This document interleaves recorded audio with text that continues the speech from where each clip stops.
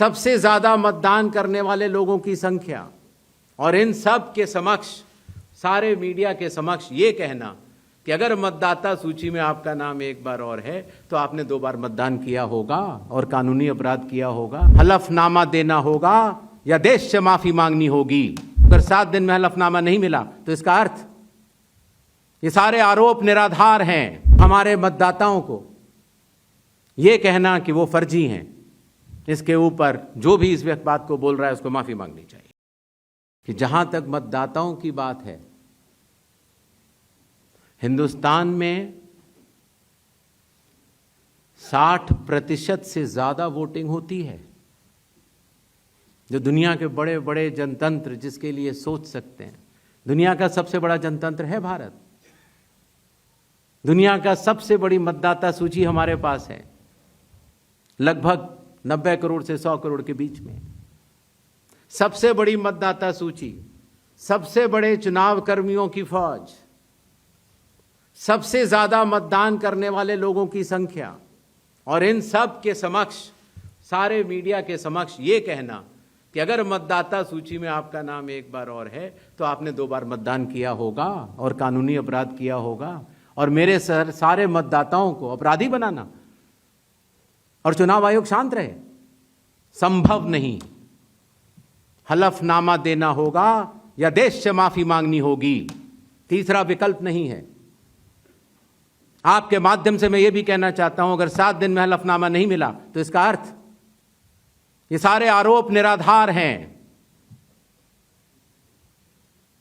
और हमारे मतदाताओं को यह कहना कि वो फर्जी हैं, इसके ऊपर जो भी इस बात को बोल रहा है उसको माफी मांगनी चाहिए। महाराष्ट्र में वोटर लिस्ट बढ़ी, समय रहते जब ड्राफ्ट सूची थी तो दावे और आपत्ति क्यों नहीं जमा कराए गए? जब रिजल्ट निकल आया तब याद आया कि यह गलत था और एक भी मतदाता का नाम सबूत सहित आज तक चीफ इलेक्टोरल ऑफिसर महाराष्ट्र को नहीं मिला। चुनाव हुए 8 महीने हो गए। महाराष्ट्र में क्यों नहीं उच्चतम न्यायालय में चुनावी याचिका दायर की गई? फिर एक बात यह कही गई कि आखिरी घंटे में इतना मतदान कैसे? चुनाव आयोग ने जवाब दिया था और आप सबने लिखा भी था कि अगर 10 घंटे मतदान होता है तो हर घंटे 10% का औसत होता है। आखिरी घंटे में 10% से कम मतदान हुआ। तो यह बात कैसे कही जा रही है? ऐसा नहीं होता कि किसी भी बात को अगर आप 10 बार बोलते रहें, 20 बार बोलते रहें तो सच हो जाए। सच सच होता है और सूरज पूरब में ही उगता है, किसी के कहने से पश्चिम में नहीं उगा करता। अगर आरोप 1.5 लाख मतदाताओं का हो तो क्या बिना किसी सबूत के, बिना किसी हलफनामे के 1.5 लाख मतदाताओं को नोटिस जारी कर दिया जाए?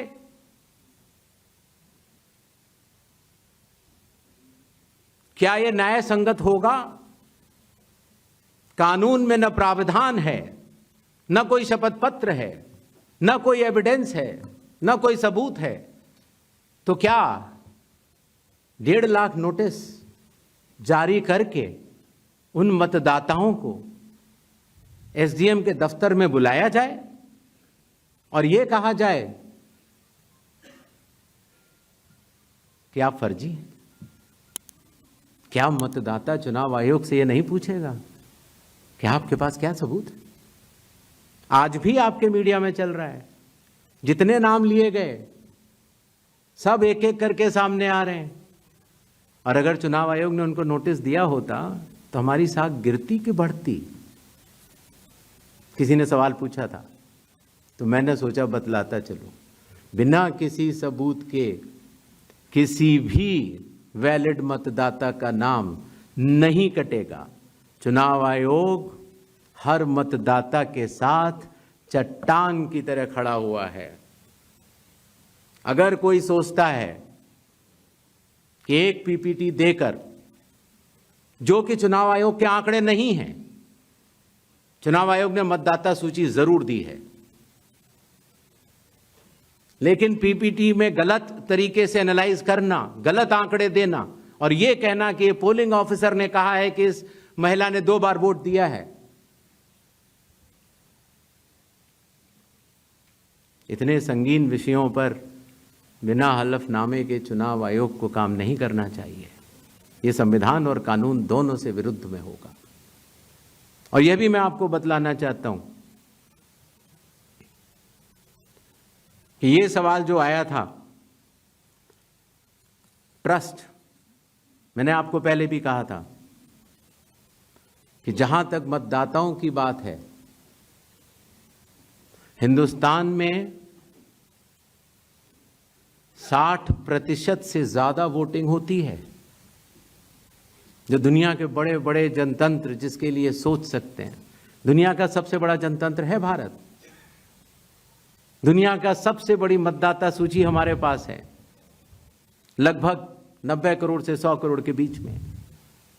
सबसे बड़ी मतदाता सूची, सबसे बड़े चुनाव कर्मियों की फौज, सबसे ज्यादा मतदान करने वाले लोगों की संख्या, और इन सब के समक्ष, सारे मीडिया के समक्ष ये कहना कि अगर मतदाता सूची में आपका नाम एक बार और है तो आपने 2 बार मतदान किया होगा और कानूनी अपराध किया होगा, और मेरे सारे मतदाताओं को अपराधी बनाना और चुनाव आयोग शांत रहे, संभव नहीं।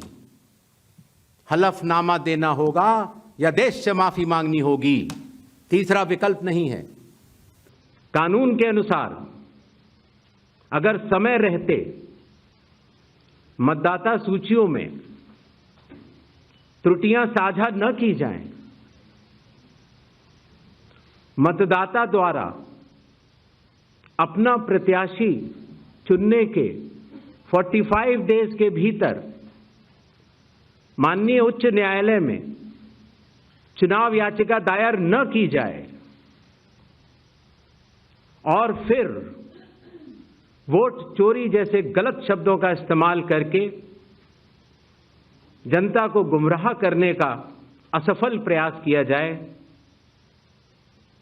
तो यह भारत के संविधान का अपमान नहीं तो और क्या है। जहां तक कि मशीन रीडेबल मतदाता सूची का सवाल है, माननीय supreme court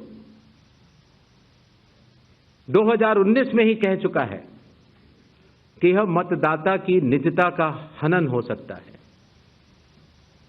voter privacy can be breached. हमने कुछ दिन पहले देखा कि कई मतदाताओं की फोटो उनकी अनुमति के बिना मीडिया के समक्ष रखी गई, उनके ऊपर आरोप लगाए गए, उनका इस्तेमाल किया गया। क्या अपनी माताओं, बहुओं, बेटियों सहित किसी भी मतदाता की सीसीटीवी वीडियो चुनाव आयोग को साझा करनी चाहिए क्या? मतदाता सूची में जिसका नाम होता है वही अपने प्रत्याशी को चयनित करने के लिए वोट डालता है। लोकसभा के चुनाव की प्रक्रिया में